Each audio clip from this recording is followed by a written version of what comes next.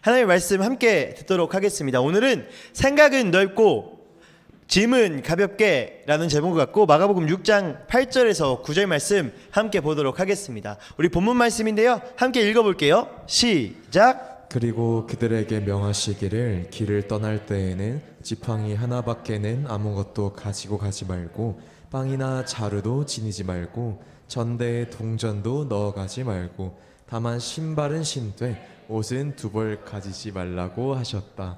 아멘. 네, 여러분은 무인도에 가야 해요. 그럼 뭐 챙겨갈 거예요? 무인도 갈 때? 핸드폰. 유튜브 없으면 안 되지. 유튜브 없으면 안 되지. 뭐 챙겨갈 것 같아요? 이현이는 뭐 챙겨갈 것 같아요? 모르겠어요. 우리 현빈 쌤은? 오토바이? 새로 산 칼. 파이어 스틱 되는 거. 좋습니다. 우리 지원 쌤은 피아노? 뭐 챙겨갈 것 같아요? 침낭. 얼어 죽지 않기 위해서. 좋습니다. 진수 쌤은 뭐? 쌀. 밥을 못 해 먹는데 불이 없는데? 생식으로. 좋습니다. 전사님은 가능만 하다면 비행기를 챙겨갈 거예요. 비행기 타고 다시 날라오게. 가능만 하다면. 네. 여러분, 이렇게 우리는 여행을 가거나 어딜 떠날 때 무엇을 챙겨갈지 고민을 하게 됩니다. 전도사님이 배낭여행을 한번 간 적이 있었는데, 일본에 간 적이 있어요. 22살인가 3살인가 그때 일본에 갔는데 2주 동안 갔는데 핸드폰 로밍을 안 해갖고 간 거야. 일부러. 네. 그리고 지도 보고 내가 한번 다녀보겠다. 그 약간의 그 오기가 있어서 이거 핸드폰 없이도 살 수 있어. 지도만 딱 들고 갑니다. 뭐 카톡도 안 되고요. 당시에는 뭐 카톡이나 뭐 이렇게 지도나 이런 게 지금처럼 막 이렇게 활성화되지 않을 때여서 그냥 지도만 딱 들고 갔어요. 네. 길을 많이 잃었어요. 숙소가 저쪽인데 저는 일로 간 거예요. 그래서 한 3시간 걸렸어요. 숙소 찾아가는데. 한 역에서 내려갔고. 그러니까 뭔가 문명의 도움을 받지 않고 나 혼자는 한번 해보겠다. 난 지도만 있으면 된다. 그렇지 않습니다, 여러분. 여행 다닐 때 핸드폰도 필요하고요. 무엇보다 데이터가 필요해요. 데이터도 필요하고 유용한 어플들이 필요하죠. 우리는 여행 갈 때 이것저것 참 많이 챙기게 되죠. 여러분은 무엇을 챙기십니까? 요즘 또 캠핑이 유행이죠. 여러분, 캠핑 용품장 파는 데를 한번 가봤더니 끝이 없더라고요. 끝이 없어. 이것부터 저것까지 1부터 10까지 아니 100까지 정말 끝도 없는 많은 물품들이 있는 걸 보고 왔습니다. 우리는 우리의 삶의 여행을 할 때 그렇다면 무엇을 챙기고 다니시겠습니까? 여러분의 삶의 여행을 지금 진행 중이죠. 여러분의 삶의 여행을 떠날 가방을 매야 한다고 했을 때 그 가방에 무엇을 넣고 다니시겠습니까? 여러분, 그리고 한 가지만 더 질문해 볼게요. 여러분의 고향은 어떤 이미지를 갖고 있나요? 고향이 어디예요? 설명쌤 칭따오? 아닌가요? 고향이 어딘가요? 우리 부장쌤은 누가 봐도 저기 경상도 분이시고, 네, 대구. 이현이는 고향이 어디니?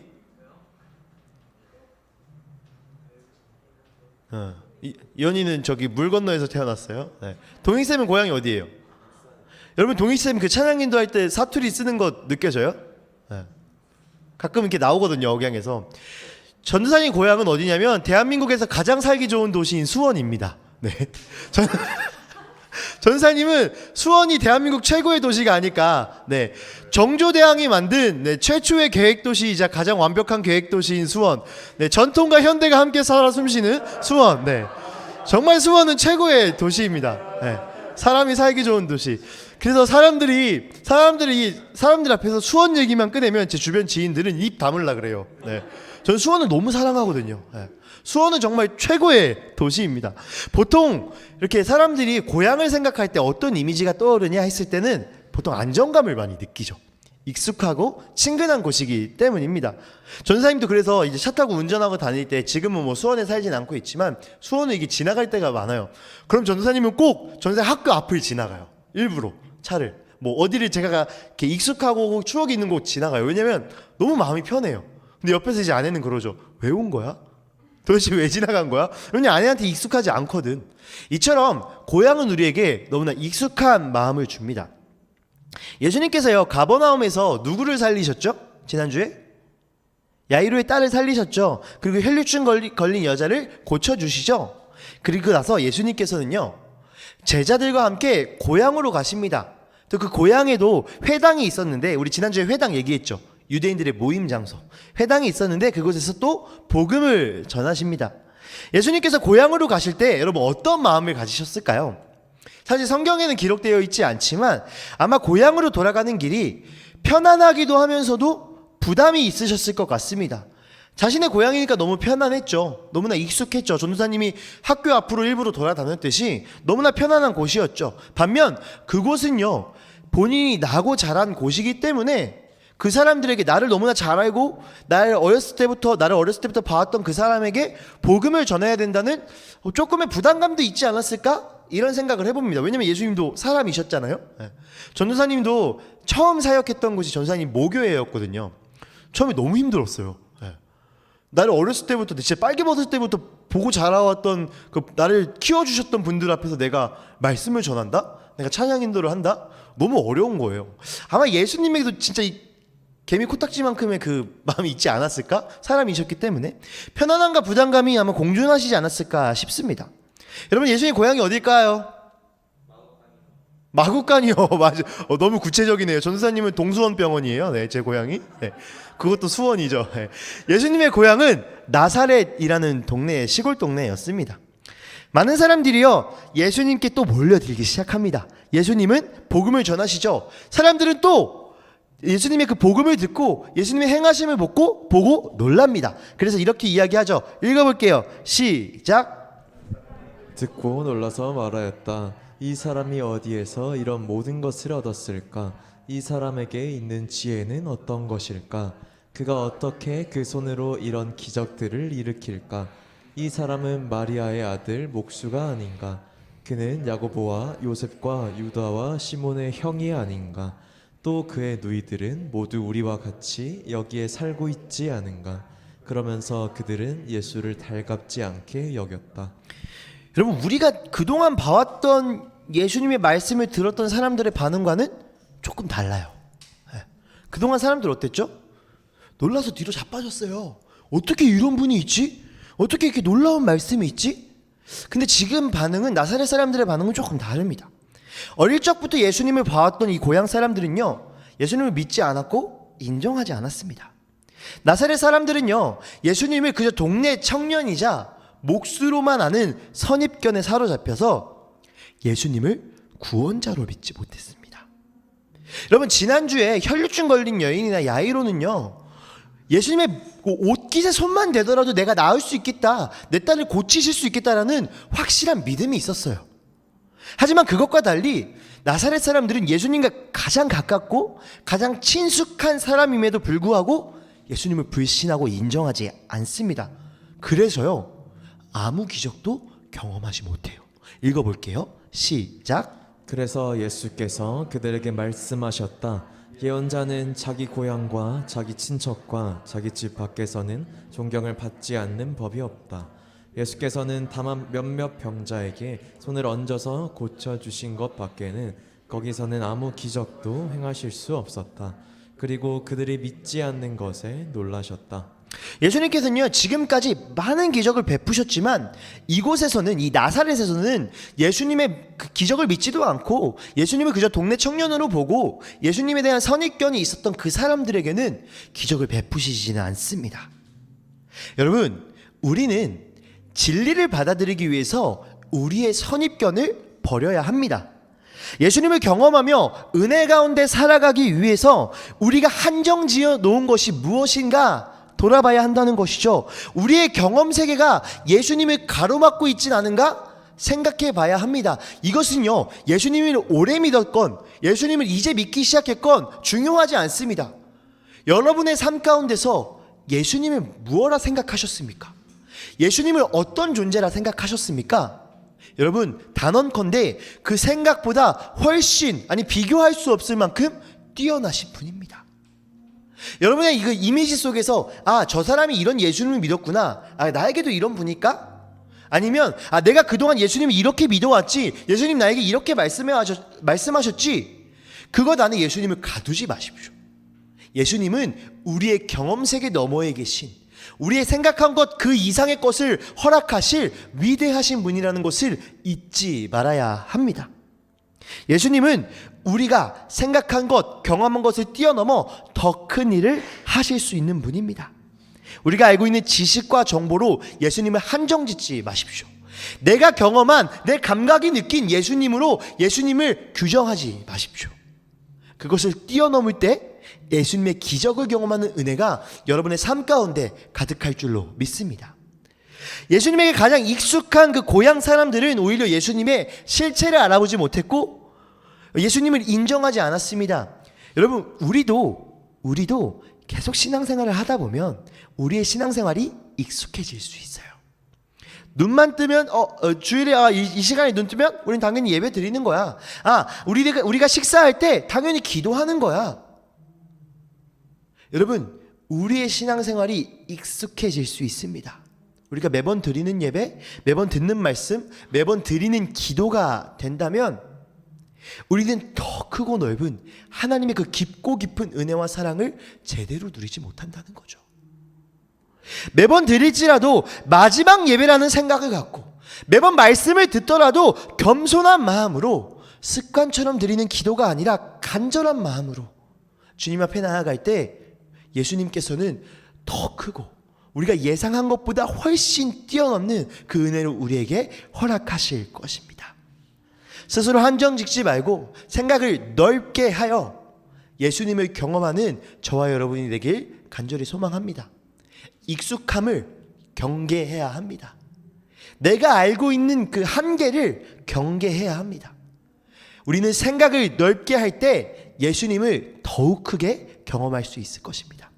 이후에 예수님께서 한 가지 명령을 하시는데 우리 함께 읽어볼게요. 시작. 그리고 예수께서는 마을들을 두루 돌아다니시며 가르치셨다. 그리고 12 제자를 가까이 부르셔서 그들을 둘씩 보내시며 그들에게 악한 귀신을 억누르는 권능을 주셨다. 예수님께서는요 12 제자에게 능력을 주시고요 최초의 전도 여행을 명령하십니다. 사실 이것은 예수님이 그 제자들을 임명하시는 그 장면을 보면 예수님께서 원래부터 계획하셨던 그 제자들의 사명이었어요. 복음을 전파하고 귀신들을 내쫓고 예수님을 알릴 수 있도록 제자들을 보내신 것이죠. 예수님은 귀신들을 제압할 능력을 제자들에게 주셨고 복음 전파하는 것이 시급하다. 그러므로 최소한의 준비물만 갖고 짐을 가볍게 하여 즉시 떠나라고 명령하십니다. 읽어볼게요. 시작. 그리고 그들에게 명하시기를 길을 떠날 때에는 지팡이 하나밖에는 아무것도 가지고 가지 말고 빵이나 자루도 지니지 말고 전대에 동전도 넣어가지 말고 다만 신발은 신되 옷은 2벌 가지지 말라고 하셨다. 여러분 참 구체적이지 않나요? 네. 옷 2벌만 가져가래요. 네. 정말 구체적으로 예수님께서는 제자들에게 명령하십니다. 이렇게 예수님께서는 제자들에게 첫 전도여행을 선포하시죠. 여러분, 예수님 제자의 짐은 가벼워야 합니다. 옷 2벌만 갖고 있으면 된다고 예수님께서 말씀하셨듯이 우리의 짐은 가벼워야 해요. 이게 무슨 말이에요, 전도사님? 언제든 복음에 뛰어들 수 있어야 하고 언제든 예수님 명령하시면 나아갈 수 있어야 한다는 것이죠. 전사님이 특징이 한 가지가 있는데 여러분 나이 때 이제 수련회를 막 다녔어요. 이렇게 교회에서 할 때도 있었고 뭐 다른 교회들과 막 연합해서 할 때도 있었고 전사님은 집에 있는 옷을 다 쌌어요. 네. 수련회만 갔다 오면 이제 엄마한테 맨날 혼나는 거예요. 가기 전부터 너 오늘 이번엔 진짜 짐 조금만 싸가라. 네. 짐 조금만 싸가라. 온 동네에 있는 제 옷들을 다 쌌어요. 네. 2박 3일 가는데 트렁크 2개를 갖고 간 적도 있었고 제가 갖고 갈 수 있는 건 다 갖고 갔어요. 짐이 무거우니까 여러분 힘들어요. 짐이 무거우니까 들고 가는 것도 힘들고 가는 것도 힘들어요. 갔다 와서 정리하고 빨래하고 하는 것도 너무 힘들어요. 여러분, 우리의 짐은 가벼워야 합니다. 우리의 인생의 가방은 가벼워야 해요. 여러분은 가방 속에 무엇을 넣고 다니고 있습니까? 나에게 필요로 한 욕심을 가득 짊어지고 살아가는 것이 그리스도인이 아니라는 것입니다. 나의 필요는 누가 채우신다? 하나님께서 채우신다 라는 것을 기억할 때 우리는 짐을 가볍게 할 수 있죠. 여러분 생각을 해보세요. 내가 만약에 뭐 이렇게 국토대장정을 해요. 여러분 보통 국토대장정 할 때 집을 어떻게 하죠? 가볍게 해요. 예. 정말 최소한만 갖고 해요.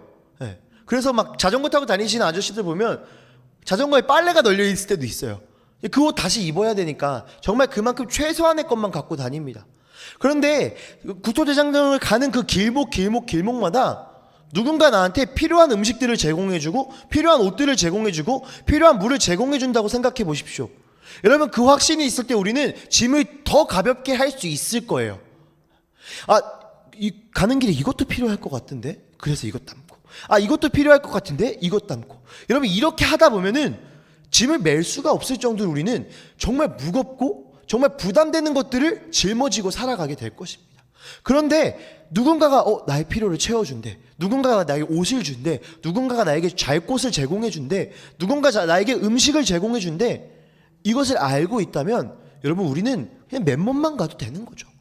왜냐하면 그 사람은 계속 만날 거니까. 그 사람이 나를 채워줄 거니까. 여러분의 인생도 마찬가지입니다. 가는 길목마다 여러분의 필요를 누가 채우신다? 하나님이 채우신다. 그렇기 때문에 우리는 짐을 무겁게 할 필요가 없다라는 것이죠. 복음을 전달하는 자의 삶, 그리스도인의 삶은 그 짐이 가벼워야 합니다. 우리의 삶 가운데 우리의 여행 가방은 하나님의 말씀에 즉각 반응하여 언제든 순종할 수 있을 만큼 가볍게 짐을 꾸려야 합니다. 가방 속에 나의 욕심과 만족을 가득 담는 것이 아니라 세상이 제시하는 기준을 가득 담는 것이 아니라 복음으로만 가득 채우길 소망합니다. 말씀을 정리하도록 하겠습니다. 우리는 생각을 넓게 하고 짐을 가볍게 해야 합니다. 전에 근데 왜 생각을 넓게 하는 것과 짐을 가볍게 하는 게 좀 다른 얘기 같은데 왜 한꺼번에 얘기해요? 그냥 한 주씩 나눠서 2주 해주시지. 여러분 생각을 넓게 해야 짐을 가볍게 할 수 있습니다. 생각을 넓게 할 때 우리의 짐이 가벼워질 수 있습니다. 우리는 세상을 살아가며 수많은 것들을 경험합니다. 그러다 보면 자연스럽게 세상을 살아가는 지혜를 얻게 되죠. 그리고 무엇이 필요한지, 내가 무엇을 좋아하는지 여러 가지 생각들과 기준을 만들어가요. 그러다 보면 자연스럽게 우리는 가치관이라는 것을 형성합니다. 그런데 때때로 우리의 가치관이 예수님께서 우리의 삶 가운데 일할 공간을 좁히고 있을 때가 있어요. 내가 경험한 세계가 예수님의 일하심을 좁히고 있을 때가 있습니다. 예수님의 위대하신 일을 제한시킬 때가 있다는 거죠. 그래서 우리가 생각을 넓게 해야 한다고 했죠. 여러분 다시 생각해 봅시다. 나에게 기준이 생겼어요. 내가 할 일이 생겼어요. 내가 좋아하는 게 생겼어요. 그러다 보면 우리는 앞을 내다볼 때 이것도 필요할 텐데 저것도 필요한데 나에겐 이것이 정말 반드시 필요한데 그렇게 생각을 좁힐 때 우리의 짐은 무거워집니다. 그런데 반대로 생각을 넓혀서 예수님이 일하실 것을 이만큼 바라볼 때 예수님이 함께 하시네. 무거운 짐이 필요 없겠구나. 내가 나의 기준을 채울 준비를 하지 않아도 되겠구나. 나의 욕심을 가득 담지 않아도 되겠구나. 확신이 생긴다는 것이죠. 우리는 생각을 넓게 하여 예수님께서 어떻게 일하실지를 기대하고 나의 가치관을 잠시 내려놓을 수 있어야 합니다. 그리고 짐을 가볍게 들고 가볍게 싸고 복음 들고 나갈 수 있어야 합니다. 우리의 가치관으로, 우리의 생각으로, 우리의 만족으로, 세상이 제시하는 기준으로 생각을 좁게 하지 말고 넓게 하여 하나님의 역사하심을 바라볼 때 우리의 삶의 짐을 좀 내려놓을 수 있지 않을까라는 생각이 듭니다. 특별히 이 말씀을 준비한 이유는 우리 친구들이 시험기간 가운데 어떤 마음이 있을까 좀 고민을 해봤어요. 여러분 참 부담이 많죠. 학생으로 살아간다는 거 쉽지 않습니다. 전사님도 그 시간들을 지나와봤기 때문에 너무 힘들었어요. 전사님이 가끔 얘기하지만 전사님이 군대 갈래 고3 할래 그러면 군대 100번 갑니다. 진짜로 너무 힘들었어갖고. 여러분 그 불확실함 속에서 살아간다는 것이 쉽지가 않아요. 얼마나 두렵고 초조합니까? 당장 내일에 시험 보는데 내일 성적 때문에 우린 모든 거를 이렇게 몰두하게 되죠. 그곳에 함몰되게 되죠. 어쩌면 그 불안한 모습이 자연스럽고 당연한 반응일 수 있습니다. 또 우리 인생은 어떠합니까? 여러분, 학생의 시절을 지났을 때 우리는 더 큰 두려움 속에 사로잡히게 돼요. 내가 대학에서 생활하는 것들, 또 취업할 것들, 결혼할 것들, 그 이후에 자녀를 키우고, 여러분 끝이 없대요. 끝이. 평생 무거운 짐을 짊어지고 살아가실 것입니까? 여러분, 시험 기간 너무 중요해요. 열심히 공부하세요. 최선을 다하세요. 성실히 하세요. 하지만 그곳에 몰두하여서 나의 시선을 좁히지 마세요. 너무 중요하죠. 하지만 그것이 인생의 전부가 아니라는 것이죠. 너무 중요하죠. 하지만 여러분의 노력이 하나님의 일하심에 비하면 정말 진짜 개미 코딱지만큼이라니까요. 아무것도 아니라니까요. 두려워하지 마십시오. 생각을 넓게 하고 여러분의 짐을 가볍게 하십시오. 그때 하나님이 여러분의 삶 가운데 일하실 것입니다. 이 말씀 한번 같이 읽어볼게요. 시작. 사랑하는 여러분, 나는 나그네와 거류민 같은 여러분들에게 권합니다. 영혼을 거슬러 싸우는 육체적 정욕을 멀리하십시오. 베드로전서에서는요, 우리를 뭐라고 말하냐면 나그네라고 말합니다. 나그네가 뭐죠? 이렇게 쉽게 말하면 여행 다니는 사람이에요. 네, 이렇게 한 정착지 없이 이렇게 돌아다니는 사람이죠. 그 사람에게 우리가 나그네라고 말하며 우리에게 한 가지 이야기를 더합니다. 육체의 정욕을 어떻게 하라고요? 멀리 하십시오. 다시 말해 우리는 언제든 떠나고 이곳저곳 다닐 수 있는 삶을 살아야 하는데, 그렇게 살기 위해선 세상이 말하는 인정, 세상이 말하는 성공의 기준, 나의 만족과 욕심, 그것을 멀리 해야 된다는 것이죠. 왜냐하면 그것을 멀리 해야, 육체의 정욕을 멀리해야 우리가 가볍게 떠날 수 있기 때문입니다. 우리가 나그네의 삶을 산다는 것을 잊지 말고 삶을 하나님께 맡기고 순종하길 소망합니다. 여러분, 이 나그네 생각해 봅시다. 정착지가 없습니다. 짐도 없습니다. 먹을 음식도 없습니다. 얼마나 두렵고 힘들겠습니까? 불안하겠습니까? 하지만 이 나그네에게는 한 가지 확신이 있습니다. 무엇이죠? 하나님이 함께 하신다는 것. 하나님이 내 삶을 돌보신다는 것. 그래서 예수님께서는 이렇게 말씀하시죠. 수고하고 무거운 짐진 자들아, 다 어떻게 하라? 내게로 오라. 내가 너희를 쉬게 하리라. 여러분, 짐을 내려놓고, 무거운 짐을 내려놓고 예수님 가운데서 쉬십시오. 여러분, 우리가 알고 있는 이 유명한 말씀, 수고하고 무거운 짐진 자들아 다 내게로 오라, 내가 너희를 쉬게 하리라, 이 말씀 뒤에 뭐가 나오냐면요, 나의 멍에는 가볍다라고 이야기해요. 나의 짐은 부담이 되지 않는다라고 얘기해요. 여러분, 세상의 짐은 무겁고 부담이 됩니다. 하지만 예수님의 짐을 짊어질 때, 복음이라는 짐을 짊어질 때 우리의 삶은 가벼워질 것이며 부담되지 않을 것입니다. 세상의 기준을 먼저 생각하기 이전에 생각을 조금 더 넓게 해서 예수님의 일하심을 바라볼 수 있는, 또 그리하여 우리의 짐을 내려놓을 수 있는 저와 여러분이 되길 소망합니다. 우리 이 말씀 한번 마지막으로 읽어보고 함께 찬양하도록 하겠습니다. 이 사람들은 모두 믿음을 따라 살다 죽었습니다. 그들은 약속하신 것을 받지는 못했지만 그것을 멀리서 바라보고 반겼으며 땅에서는 길손과 나그네 신세임을 고백했습니다. 이런 말을 하는 사람은 자기네가 고향을 찾고 다니고 있다는 것을 나타내는 것입니다. 그들이 만일 떠나온 것을 생각하고 있었더라면 돌아갈 기회가 있었을 것입니다. 그러나 사실은 그들은 더 좋은 것을 동경하고 있었던 것입니다. 그곳은 곧 하늘의 고향입니다. 그래서 하나님께서는 그들의 하나님이라고 불리는 것을 부끄러워하지 않으시고 그들을 위한 한 도시를 마련해 두셨습니다. 히브리서에 성경에서 말하는 그 믿음의 사람들이라는 그 사람들의 생각과 삶을 묘사한 장면입니다. 이렇게 이야기하죠. 나그네 삶을 살았다. 이어서 설명하시면서요, 그들이 무엇을 찾아다녔다고 했죠? 고향, 찾아다녔대요. 우리가 시작하면서 고향에 대한 이야기를 잠깐 나눴죠. 여러분, 고향은 가장 편안하고 안정적이고 익숙한 곳이에요.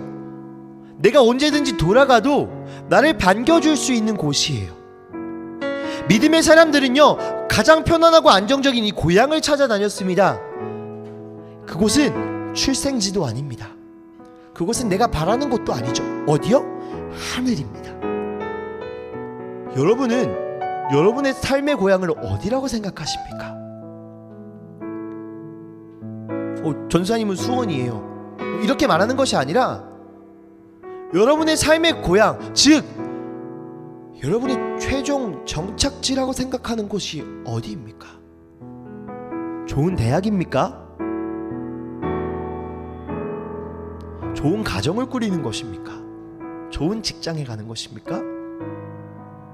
성공한 사람이 되는 것입니까? 우리의 고향이 어디입니까?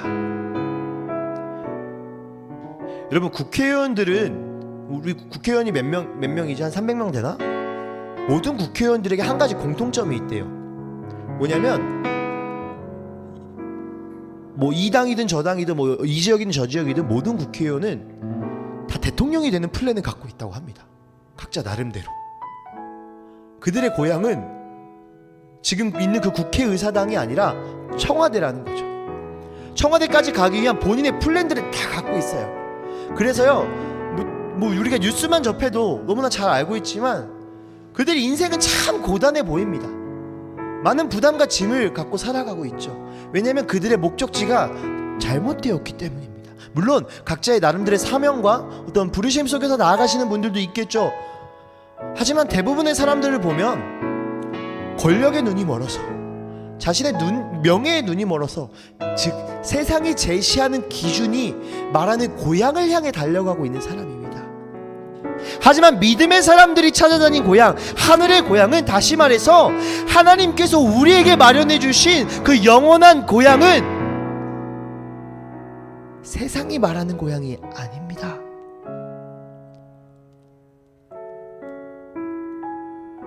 좋은 학교도 아니고, 좋은 직장도 아니고, 돈도 아니고, 명예도 아닙니다. 여러분, 그 고향의 모습이 어떠할까요? 천국의 모습이 어떠할까요? 미움도 없고요, 시기도 없고요, 욕심도 없고요, 온전히 하나님과 예배만 하며 즐거움 속에서 살아가는 그 기쁜 곳이 바로 우리의 최종 정착지라는 것이죠. 우리가 그 고향을 기억해야 합니다. 그 하늘의 고향을 기억하며 살아야 돼요.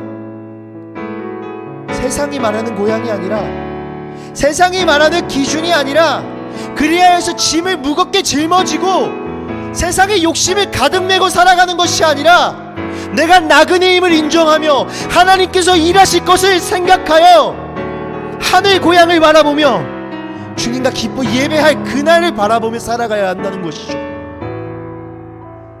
무엇이 여러분의 삶에 부담이 됩니까? 잠시 내려놓으셔도 됩니다, 여러분. 무엇이 여러분을 짓누르고 있습니까? 잠시 내려놓으셔도 됩니다. 잠시 내려놓고 생각을 조금 더 넓게 해서 하나님께서 어떻게 일하실지를 상상하며 기대해 보십시오. 그 즐거움과 소망이 저와 여러분에게 임하길 간절히 기도하겠습니다. 우리 시간 함께 찬양하도록 하겠습니다. 내게로부터 눈을 들어 주님을 보기 시작할 때 주의 일을 보겠네. 이 찬양의 가사처럼 우리의 시선을 하나님께 돌려드리고 하나님의 일하심을 바라보며 우리의 짐을 가볍게 하여 주님을 경험하는 본향을 향해 살아가는 저와 여러분의 믿음의 결단이 되길 소망합니다.